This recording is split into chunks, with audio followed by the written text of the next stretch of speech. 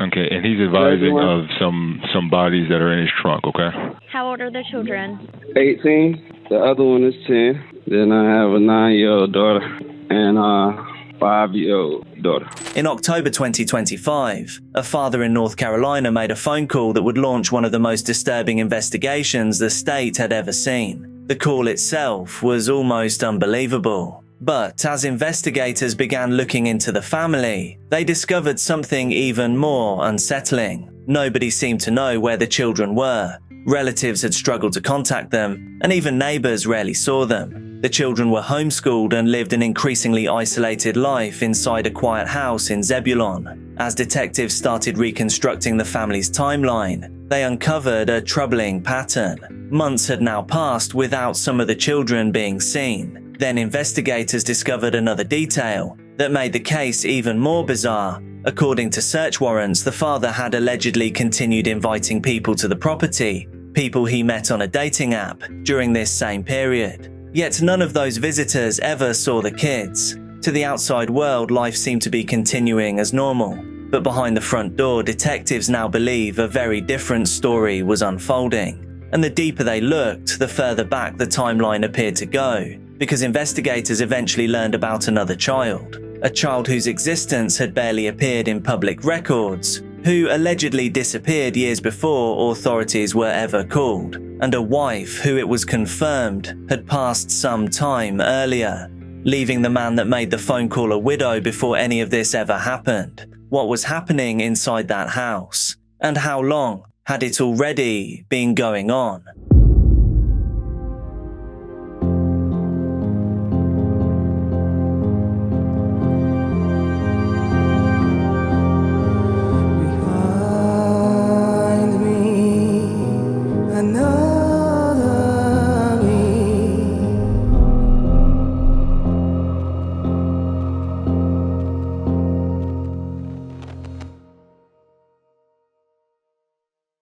Before investigators would begin piecing together what happened, they first had to understand the family. Wellington Delano Dickens III lived in Zebulon, North Carolina, with his wife Stephanie and their children. By most accounts, they lived a very private life. The children were homeschooled, and neighbors later described rarely seeing them outside. Extended family members reported limited contact with the household. As investigators later examined the family's history, they discovered that concerns involving the welfare of the children had actually surfaced years earlier. In 2016, medical professionals contacted social services after concerns were raised about a newborn child receiving recommended medical treatment. According to records, the family left the hospital against medical advice. Social workers later attempted to check on the child, but those efforts reportedly met resistance. Court intervention was eventually required before medical evaluations could take place. That incident would not lead to the tragedy that unfolded years later,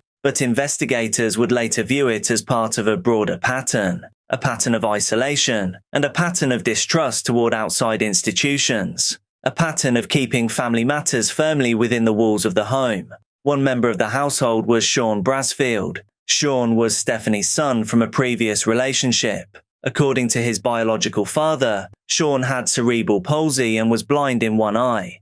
His father later described him as a cheerful young man who had faced significant challenges throughout his life. But by the time this story really begins, contact between Sean and much of his extended family had become limited. His biological father later said he had not seen Sean in years. The same was true for other relatives. As time passed, the family appeared to become increasingly disconnected from people around them. And then, in April 2024, the family suffered a devastating loss that changed everything. On April 21, 2024, Stephanie Rae Jones Dickens passed away inside the family home. Stephanie had been a central figure in the household, and now, suddenly, she was gone. The chief medical examiner revealing 37-year-old Stephanie Jones died on April 21st, 2024, from complications from a miscarriage stemming from a rare disease. The autopsy report says Jones experienced significant bleeding for more than 3 hours before going to bed. Sometime around 9 o'clock the next morning, she collapsed, and Dickens says he found her with no pulse. He also told authorities he tried CPR but could not revive her. The report shows Dickens then put his wife's body back in bed where he stayed with her before leaving the house to get food. When he returned, he ate with the children before telling them about their mother being dead. He then allowed the children to visit with her body before calling 911. Officials say Stephanie Jones had not been to the doctor in years and delivered 3 of her 5 children at home without any medical care. No charges were ever filed in that case. Wellington Dickens suddenly became the sole adult responsible for caring for the children. The household that was already private became even more isolated. Neighbours later said they rarely saw the family. Relatives described communication becoming increasingly limited. The children remained largely out of public view. For investigators, Stephanie's death would become an important point in this timeline. She was the linchpin, and now she was gone. So a total collapse was expected. The months that followed remained difficult to fully reconstruct. Investigators would later spend countless hours trying to understand exactly what life inside the house looked like during that period, who was checking on the children, and more importantly, who would have even noticed if something was wrong. It was then that investigators learned about another child, a child whose existence had barely appeared in public records, a boy named Riley. What investigators discovered about Riley would raise troubling questions about how long serious problems may have existed inside the home, and it would become one of the most unsettling chapters in the entire case. According to court documents and later search warrants, Riley was a 1-month-old infant, whose time had come to an end shortly after the family moved into the Zebulon home. The circumstances surrounding his passing remain unclear. According to investigators, Wellington Dickens later told authorities that Riley became ill and then passed inside the home. What happened next would become one of the most disturbing revelations in the entire investigation. Dickens allegedly told investigators that he wrapped Riley's body in paper or plastic material and buried him in a wooded area behind the property. The event was never reported to authorities. No official record of the death was created. Family members later told investigators they never saw Riley again after the family moved to Zebulon. Some relatives said they were unaware that he had passed at all. When investigators searched the property, they began looking for evidence that could confirm Dickens's account. Search teams examined wooded areas surrounding the home. Cadaver dogs were brought to the location. Investigators returned repeatedly. Yet despite those efforts, Riley's remains were not located. The search would continue for months. For detectives, Riley's alleged death raised a difficult question. If the account was true, then an unreported passing may have occurred years before the other events of this case. That possibility significantly expanded the timeline investigators were forced to consider. Instead of focusing only on the events of 2025, they now had to examine whether warning signs may have existed much earlier. Neighbours who later learned about Riley expressed shock. Some had lived close to the family for years, yet few knew anything about the alleged burial, or that he ever existed. As investigators searched for answers about Riley, they were also reconstructing another timeline, a timeline that would eventually lead them to 4 more children. At 10:09 p.m. on October 27, 2025, Johnston County emergency dispatchers received a call that would immediately trigger a major response. Okay, sir, what's your name? Wellington Dickens.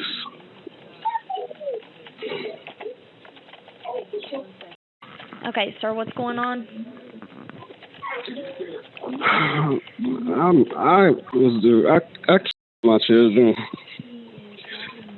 It's a lot to explain, but in a nutshell, it's all my fault. I'm not even going. It's my fault. It's bad. I didn't hurt them on some when I say just kill, I didn't use knives or nothing to cut nobody or shoot nobody or nothing. It started out as me over disciplining. That's it. And leaving them out to eat, leaving stuff out to eat. It's a lot of stuff. Okay, and sir, how did you do it?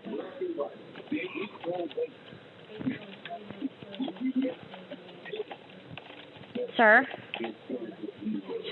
Yes, ma'am. Okay, how did you do it? I did. I beat on them sometimes. They didn't want to eat. I didn't force them to eat. I told them that it was a punishment not to eat. I did a bunch of different little things. I thought I was trying to.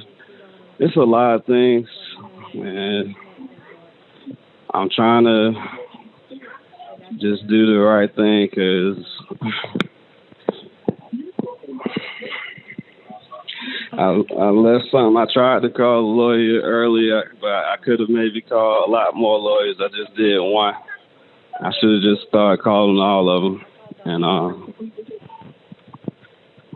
just trying to basically turn. I was basically trying to turn myself in without it being extra. But like I said, if y'all want to do it extra, that's fine. I didn't know your procedures, and I'm not trying to tell you what not to do. How old were the children? Mm-hmm. Sir? Yes, ma'am. How old are the children?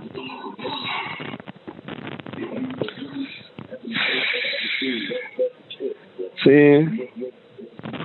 Well, the oldest is my stepson. He's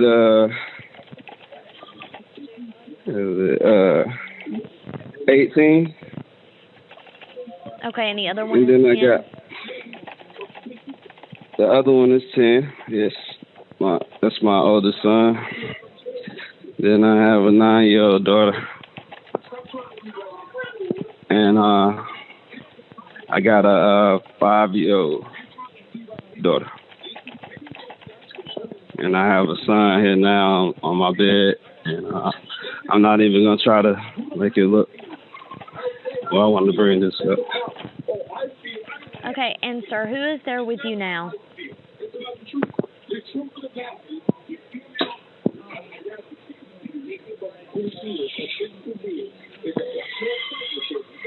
Sir?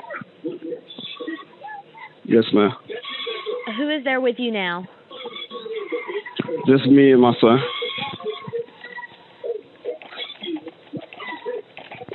Okay. And do you have any weapons on you? No weapons on me. I do have some knives here, but not on me. Like I said, if you want me to, I'll come outside in my underwear. I don't know what y'all need me to be. I'm willing to do whatever you need me to do. I never had this in my life. You know, this Okay, and right sir, here. have you been drinking or doing any drugs? I did smoke, and I had like a sip of the champagne. And what made you want to do this?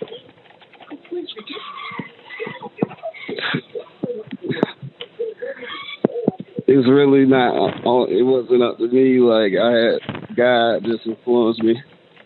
Like that's it. It wasn't me because I got nervous and I didn't do it when I was supposed to, and I was being a coward. And I just was trying to let my children. You know what I'm saying? When that was me, I was supposed to make those decisions, and it just spiraled. You know, it just got worse and worse and worse. That's it. And I just can't take it no more. I never did this before. Man, this stuff is crazy. Okay, sir. And I got my son. I just feel guilty. I'm guilty as hell.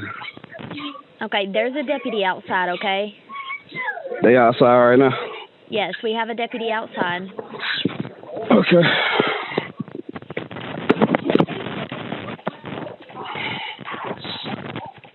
The caller identified himself as Wellington Dickens. He told the dispatcher that he had a confession to make. As the conversation continued, he stated that his children were no longer with us. The dispatcher attempted to clarify what he was saying. Dickens continued speaking. He told the operator that the bodies were inside the trunk of a vehicle in his garage. He also told dispatchers that one child was still alive inside the house. As deputies headed toward the property, Dickens remained on the line. Throughout the call, he repeatedly accepted responsibility. He described the situation as beginning with what he called over-disciplining. He also spoke about feeling guilt and said he wanted to do the right thing. At one point, he told the dispatcher that he had never experienced anything like this before. He offered to cooperate with responding officers and said he would comply with whatever instructions they gave him. When deputies arrived at the residence, they quickly confirmed part of what the caller had reported. Inside the home, they located the 3-year-old alive and well. The child was immediately removed from the environment and later placed into protective custody. Deputies then turned their attention to the garage. Inside the trunk of the vehicle, investigators discovered what appeared to be human remains. Subsequent examinations identified the victims as Leah Dickens, Zoe Dickens, Wellington Dickens IV, and Sean Brasfield. For investigators, the work was only just beginning. The confession had opened the door to a much larger investigation. Detectives now had to verify timelines, examine evidence, execute search warrants, and determine exactly what had happened inside the home. Deputies responded, located Dickens and the 3-year-old son at the residence. DSS was called. The 3-year-old son was alive, and DSS took the son for medical evaluation, and I can share with you that he is safe. A preliminary investigation believed to be what was human bodies in the trunk of the vehicle located in the garage, as Dickens had earlier said.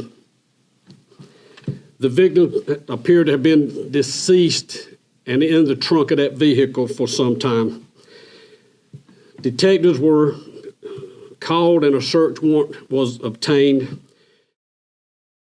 According to investigators, the first known event occurred in May of 2025. 6-year-old Leah Dickens' time came to an end. Details remain limited because forensic examinations were still ongoing, but search warrants later provided investigators with a version of events that they believed was important to document. According to those documents, Wellington Dickens stated that he had disciplined Leah. He later returned to check on her and found her unresponsive. Investigators believe Leah became the first to meet their end inside the home. Months passed. Then, according to investigators, the second event happened. This time it was 9-year-old Zoe Dickens. Court documents allege that Zoe had begun asking questions about her sister. According to warrants, Dickens later admitted that he punished Zoe by taping her mouth shut. He reportedly told investigators that when he later checked on her, her time had also drawn to a close. At this point, 2 of the siblings were gone.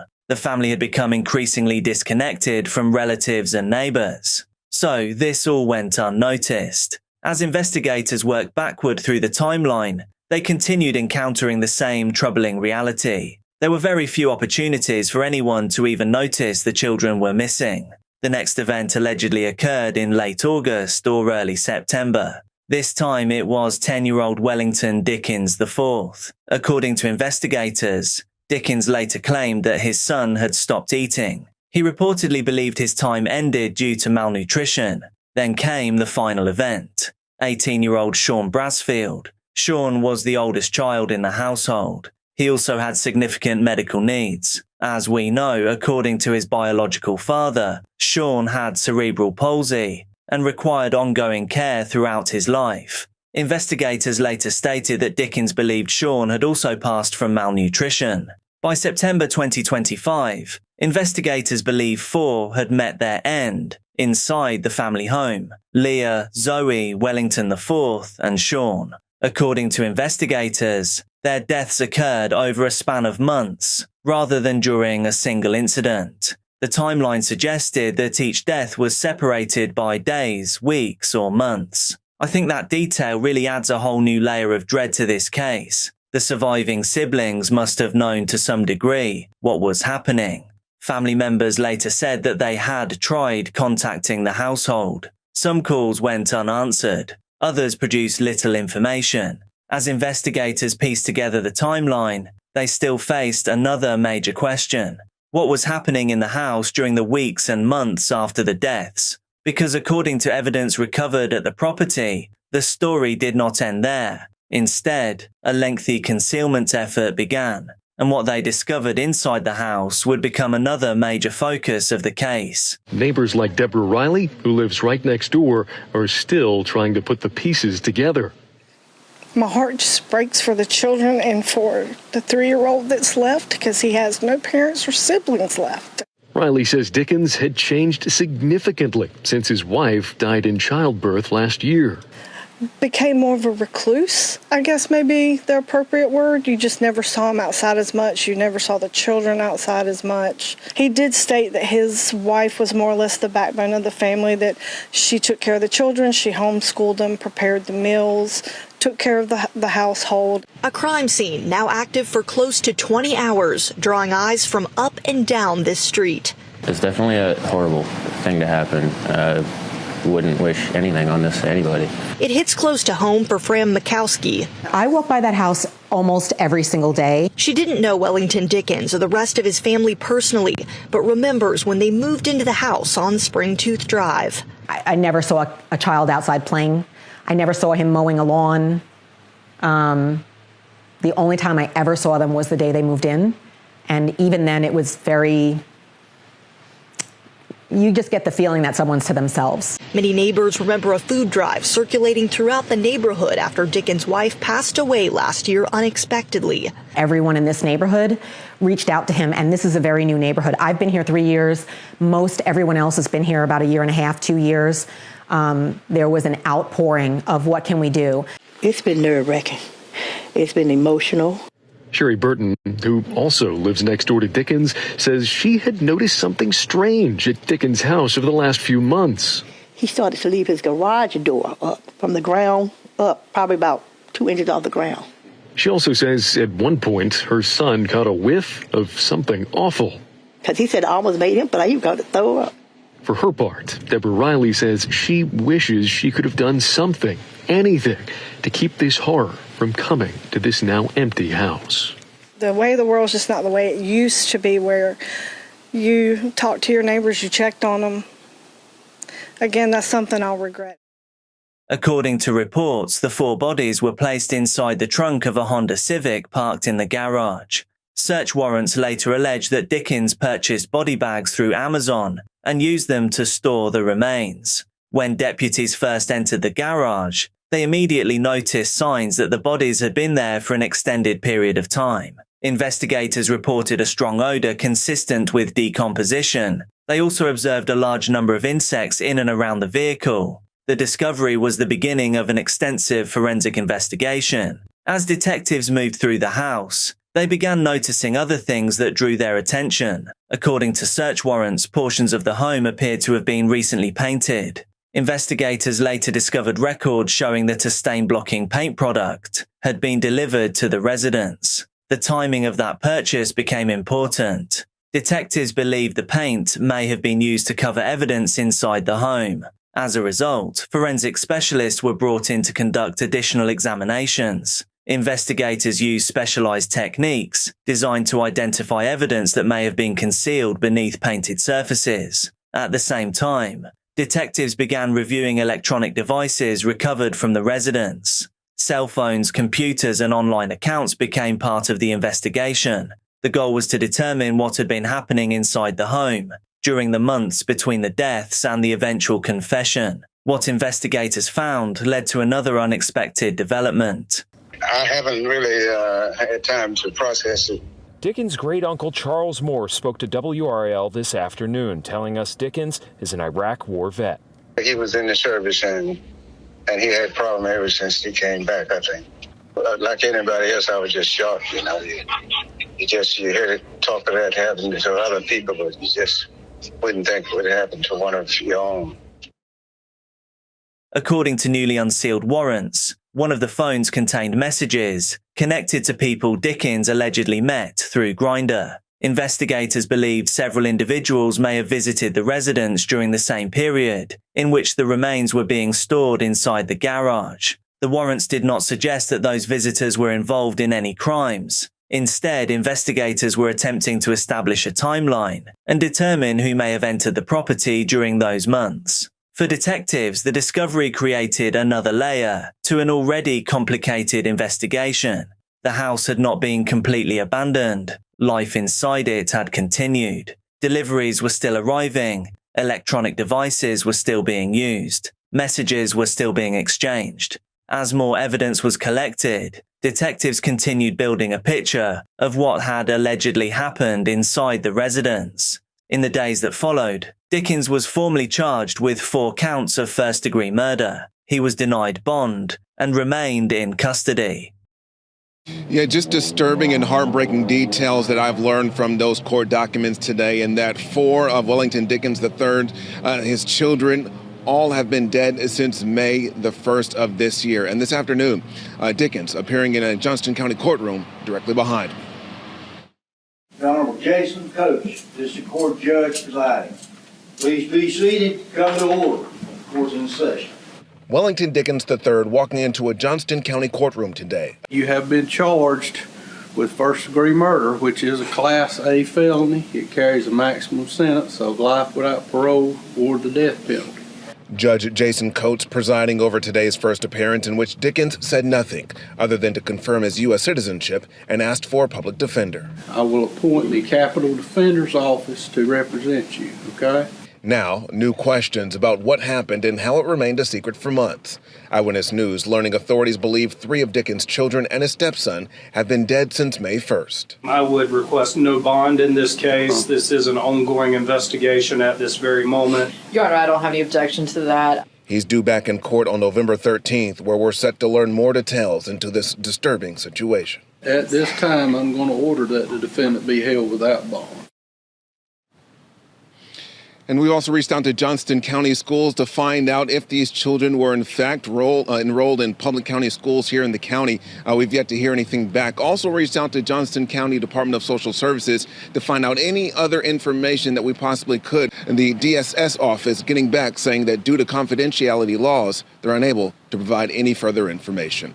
Medical examiners continue working to determine precise causes of death of everyone else involved. Those findings are expected to play an important role in future court proceedings. Meanwhile, investigators continue examining evidence related to Riley, whom Dickens allegedly claimed to have buried behind the property years earlier. As of the latest reports, Riley's remains had still not been located. The legal process has continued moving forward. In December 2025, prosecutors announced that they intended to seek the death penalty. The court process is still ongoing. The search for answers continues. And for the families affected by the case, the consequences will likely last far longer than any trial or punishment. Thank you so much for watching. I'm uploading daily true crime and dark content here on this channel, so make sure that you're subscribed, hit like on the video, and also drop a comment so you get shown more of my stuff.